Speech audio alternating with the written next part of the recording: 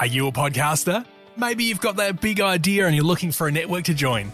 The multi-award-winning Auscast network can get your content to eyes and ears all over the world. Join now for the first month free, and you could be featuring this sound at the beginning of your podcast. Auscast. Simply head to auscastnetwork.com for details. Dr. John Bruni from Sage International, how are you? Good morning, Jeremy. How are you? I'm well. I wasn't sure whether you were coming into the studio or I was going to ring you. Oh, look, I am so sorry about that. Are you a podcaster? Maybe you've got that big idea and you're looking for a network to join. The multi-award-winning Auscast network can get your content to eyes and ears all over the world. Join now for the first month free, and you could be featuring this sound at the beginning of your podcast. Auscast. Simply head to auscastnetwork.com for details. A little bit of school holiday chaos down here, and it kind of let. Oh, I remember slip. that. I remember school chaos. You know, when you have young kids, what are you going to do? Yeah. How many have you got? 2. Yeah, girl and a boy. Daughter and son. Yeah, girl and boy. That's wonderful. And what age, John? So we're looking at 13 and 11. You got the troublesome years ahead of you. Oh, I know. All of my friends who have certainly passed through the small children phase of their respective lives are all warning me about it. So yes. And John, do they have mobile phones, your kids? Oh my God, they have devices. Don't get me started. We will have a totally different discussion as to the one that you want to have with me. Well, look, there's so much stuff, unfortunately, going on in the world. For sure. Let's start with China firing an ICBM into the Pacific for apparently no reason. What was all that about? Well, they're testing their weapons. They're also signaling to the United States that they have the capacity to potentially reach the continental United States should things get hairy over places like Taiwan, the South China Sea, the East China Sea, or any of the areas that they may have ambitions to dominate. So really, it's a two-pronged thing.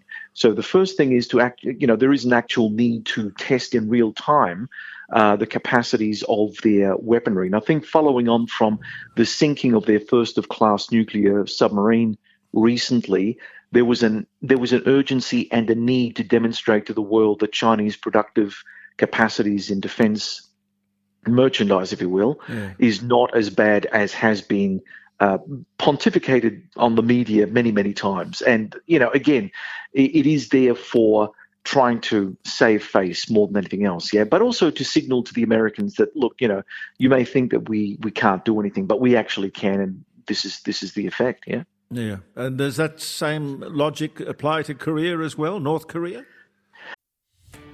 Are you a podcaster? Maybe you've got that big idea and you're looking for a network to join. The multi-award-winning Auscast network can get your content to eyes and ears all over the world. Join now for the first month free, and you could be featuring this sound at the beginning of your podcast. Auscast. Simply head to auscastnetwork.com for details. Well, North Korea also has a very real need. They don't have, computers and digital means of being able to test their equipment. And the North Koreans are much more belligerent than the Chinese ever will be. So for them, again, it's a signal and also a very practical way of showing their wherewithal working in real time. Many of the kind of tests that we in the West have for a lot of these things are on landlocked test ranges. I mean, here in Australia, we've got a couple of the largest ones in the world. In the United States, they've got the White Sands facility, and it's all within the continental confines. So it doesn't necessarily spill off into the international domain, like the seas, for instance. China and North Korea, but North Korea in particular, don't have such large test ranges, so they really have to test their missiles into the sea, which of course being right next to South Korea and Japan, and that's not necessarily a great look. There you go. Just saber rattling, I suppose it is, but it is. In a way it is, but it also serves a practical reason for them. Yeah, I suppose. What do you make of the federal government paying, I don't know, millions and millions of dollars to fly people who have been warned to leave Lebanon, and as they wait till the last moment, their decision, their choice, it falls upon the taxpayer to rescue them. Now, does that make any sense to you?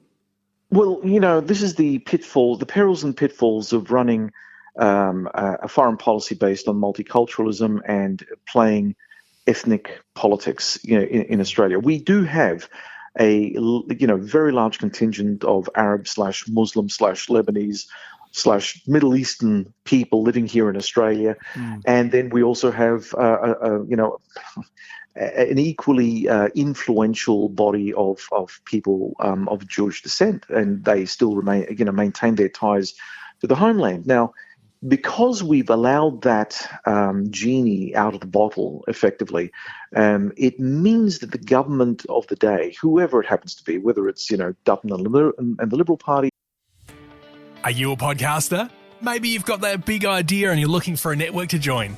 The multi-award-winning Auscast Network can get your content to eyes and ears all over the world.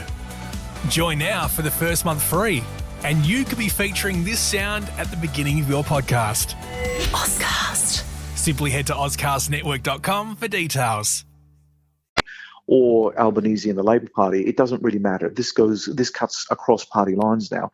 Every major political party now looks at their ethnic constituents as part of their, overarching electoral fortunes, if you will. They want their votes. They want their votes, and exactly right. So if that means that they have to evacuate people en masse from a place that they've been, warned off because of the potential for conflict, that is the price that the government of the day is willing to pay. Not necessarily the Australian people as a whole, but certainly the government is prepared to pay that price in the hope that as the next election comes along and these people are still resident in Australia, they will vote favourably for the party that allowed them to escape.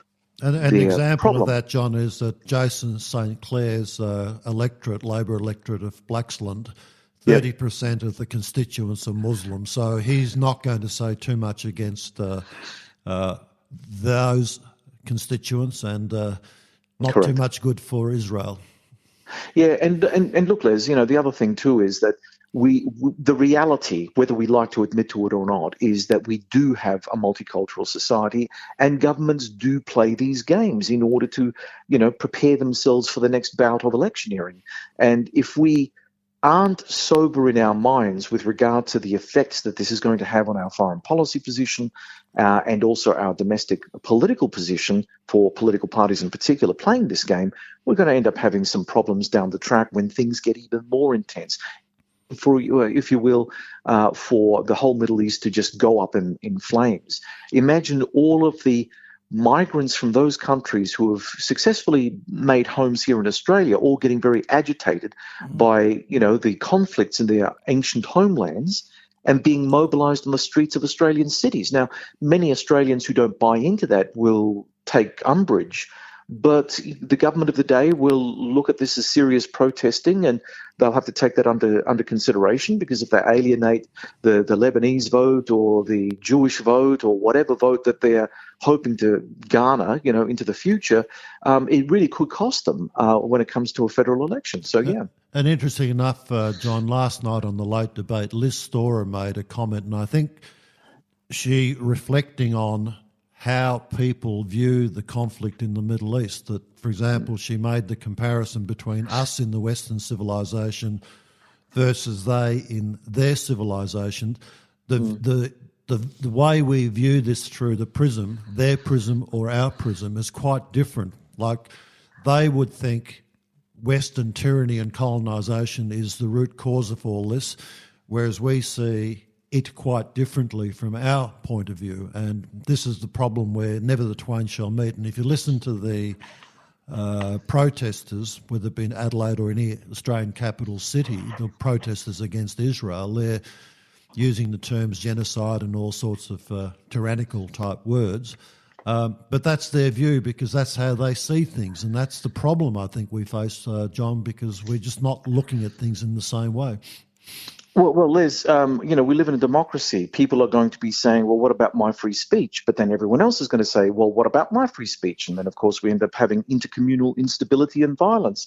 We'll end up having, the problems of representing these ancient and irreconcilable conflicts taking place in Australia. And a lot of this wouldn't have happened. And this is something that a friend of mine and I were having a discussion with recently.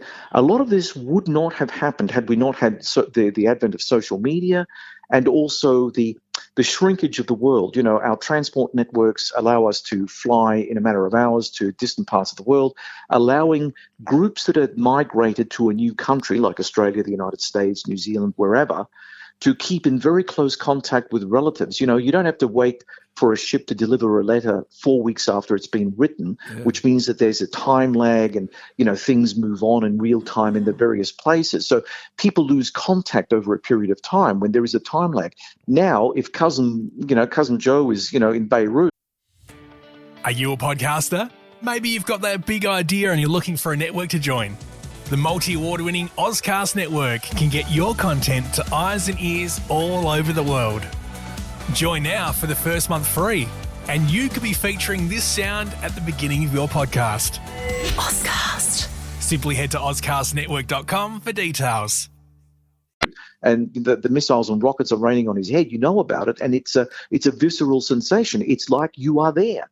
So in that case, the shrinkage of the world in the social media sense and in the transportation sense means that there is no breath that can be taken between the new migrants coming into this country and their ancient conflicts in the countries of old, the countries that they've just departed from. So those conflicts, their conflicts and their hatreds and all the rest become ours.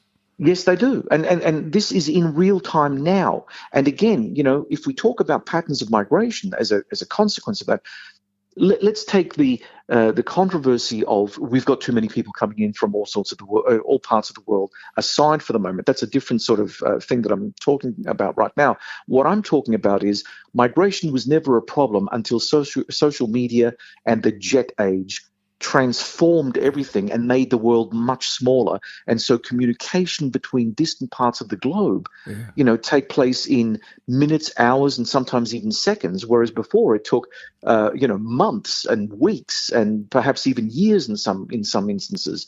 So I don't think that the technology levels that we have currently are helping multicultural Australia meld into one society. Yes. Basically, multiculturalism coupled to social media and the transport revolution have meant that your beef in a village in Afghanistan, many thousands of kilometres away from Australia, becomes a real-time issue in Adelaide between groups that have been fighting for centuries, in that same old country, so it's what are you going to do about that? You can't stop the jets and you can't stop social media, but the governments who enter this for political and electoral reasons, what they have to do is understand that this is the reality that they're dealing with and come up with some sort of policy prescription. Lord knows what that will be, because that would take a level of imagination that our politicians simply don't have. And John, on that subject, and just changing direction slightly, and this is not in the media by any stretch of the imagination, what I'm about to say, but I do understand that. Are you a podcaster? Maybe you've got that big idea and you're looking for a network to join. The multi-award-winning Auscast Network can get your content to eyes and ears all over the world. Join now for the first month free, and you could be featuring this sound at the beginning of your podcast. Auscast. Simply head to auscastnetwork.com for details. In the Middle East itself, I mean, Iran is not necessarily, and let's not say Iran, but Hezbollah is not necessarily viewed with a great deal of endearment from its neighbours. And secretly, the neighbouring countries are all somewhat in support of Israel to rout out Hezbollah from Iran. Now, you're the expert in the field and the analyst. Is this something that is actually, what I'm saying, a correct theme? Look, Les, it's complicated, but it's correct. Generally, I would say that is true. The Iranians, and here you have to excuse me for a moment because I'm going to have to talk about a couple of things that can be construed as complicated overlays. But if we imagine Iran as an octopus, which it isn't, but just imagine, for instance, that it is, and it has its tentacles in Hezbollah. Hezbollah is like a puppet of Iran. Hamas is like a puppet of Iran. The Houthis are like a puppet of Iran. The idea of being able to contain Iran is a very popular idea among, say, the Gulf states. You know, they don't like the Iranians very much. I mean, there was remember the Saudi Arabians had been hit by an Iranian missile and drone strike back in 2019 that took out 2 oil production facilities, and everyone was hitting the panic button at that stage. But that showed Iran's intent to cause damage very close to it. Saudi Arabia is much closer to Iran than Israel is, for instance. So its missiles and drones will have more of a greater effect on a Gulf state than it will ever have on Israel. Similarly, I think in January 2022, if memory serves me correctly, the UAE capital of Abu Dhabi had been hit by Iranian-made but Houthi-operated drones and missiles as well, in a much lesser-known attack. Now, the fact is, these are problems that the Gulf state monarchies know that they have to get rid of, you know, and they buy into the narrative that Iran is the octopus and the Houthis and Hamas and Hezbollah are its little tentacles doing its bidding all over the place. The relationship between these parties, however, the so-called axis of resistance run by Iran, is a far more complex and nuanced one. Are you a podcaster? Maybe you've got that big idea and you're looking for a network to join. The multi-award-winning Auscast Network can get your content to eyes and ears all over the world. Join now for the first month free, and you could be featuring this sound at the beginning of your podcast. Auscast. Simply head to auscastnetwork.com for details. Than the mainstream media and most other analysts will claim. And the reason why that is because Hamas is a political party and militant organization representing Sunni Palestinian rights in Gaza. That's a very narrow focus for them. Do they accept weapons from Iran? Absolutely. No one else is selling them weapons. No one else is willing to buy into going against Israel, but the Iranians are. So there is a mutual convenience to that relationship, which no one really wants to sort of say, because if they do, then they give a lie to the whole notion of Iran being the center of this octopus kind of situation where its tentacles mean that Hamas is a puppet. It is not a puppet. Similarly, Hezbollah in southern Lebanon, it is a repressive organization, even for those Shiite Lebanese who live under its domain. But, you know, it is a political party and it is a very powerful one. Its armed forces are stronger than the armed forces of the Lebanese state. The Lebanese state is corrupt and weak, and basically it's sort of like an urbanized Afghanistan. You know, you've got your Christians, your Druze, your Shiites, you've got various other, and all those guys. They've all been hammering each other for freaking years. The fact that they still have a Lebanese map is amazing, because you know the Lebanese are a very conflict-prone people in many ways. You know, is it true, John? Is it true that the armed forces, the army, the Lebanese army, is not involved in any of this chaos at all? They're not keeping yet. Their distance? Not as far as we know, Jeremy. No, the Lebanese army is a very weak institution. Hezbollah is far more powerful, and you know, Hezbollah, you would say, would represent about a third of the population of Lebanon, because about a third of the population of Lebanon are Shiite Lebanese. Now, again, if we go back to the relationship between Hezbollah and Iran, yes, Hezbollah shares Shiite theology with Iran. But remember, the central thing in a Middle Eastern area isn't just the religion, it's whether or not you are ethnically the same as, you know, your sponsor. Now, the Shiites of Lebanon are Arab, right? Now, that may mean nothing to any one of us here in Australia, but it bloody hell means something to the folk living in the Middle East, where, you know, I mean, conflicts go back centuries, they trace bloodlines to great-great-great-grandfathers. They know exactly whether or not a Sunni had married a Shiite 5 generations previous. These things matter, and the Iranians, they may hold Hezbollah in far greater stead in terms of, of all the axis of resistance players that have a closer relationship with Hezbollah than they would ever have with Hamas, being a Sunni-based organization. But, it's just the way it is. And the Houthis, again, people say, well, the Houthis are Shiite. They're not Shiite like the Iranians are Shiite. So that puts them back down on the pegging order of order of priority for support. The Houthis are Arab, first and foremost, and they believe in a different variant of Shiism, if you will. Yeah. So they're useful for Iran, but they're not, losing the Houthis for Iran is not, it's an inconvenience, but it doesn't break their foreign policy completely, Wouldn't you think that the people, the ordinary people in the street, would resent being used and having their country taken over and used for the purposes of another nation? And can I just add to Jeremy's comments, John? Aren't the Iranian people quite fed up with the mullahs over there, with the way they're running the show?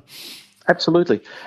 But the thing is, let us not make that the big deal that it should be, because the opposition groups in places like in the southern Lebanon, in southern Lebanon, I should say, or in Iran or in Yemen, they are disorganized. They have no capacity to push back.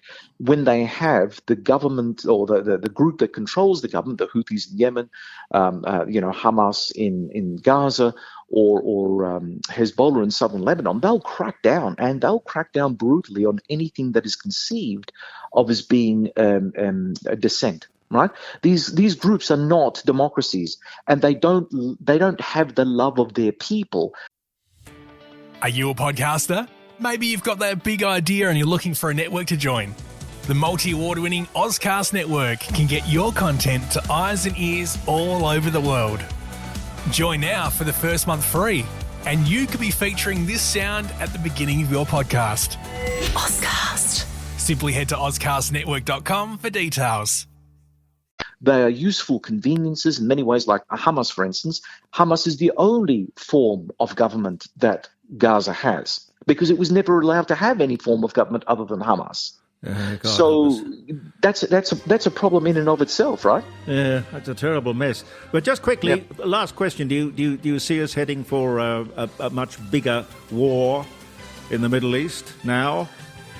It's possible, but I think at the moment we should be relatively safe from that. There are too many people who want to not have that happen. So there is international pressure to try to contain the violence. But, look, will it work? Who knows? But Israel is actually making progress, though, isn't it? On a general sense. Well, Israel has declared its hand, and this is something that, again, it's an interesting fact.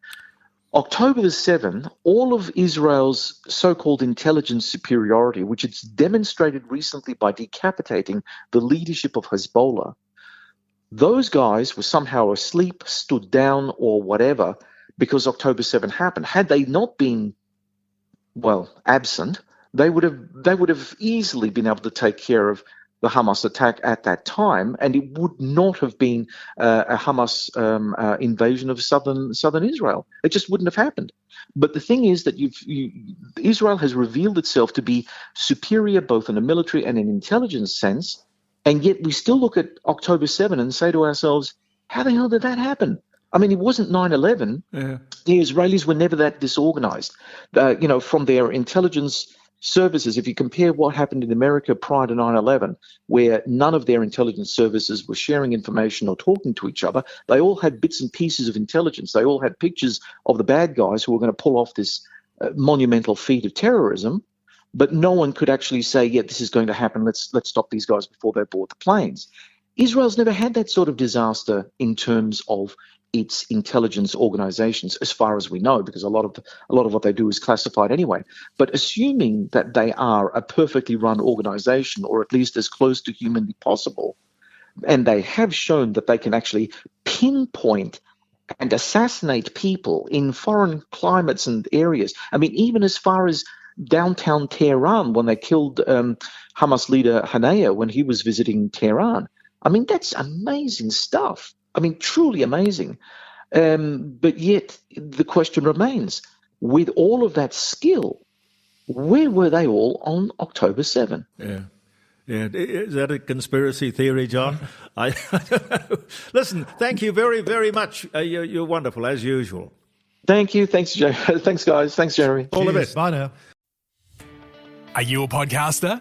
Maybe you've got that big idea and you're looking for a network to join. The multi-award-winning Auscast Network can get your content to eyes and ears all over the world.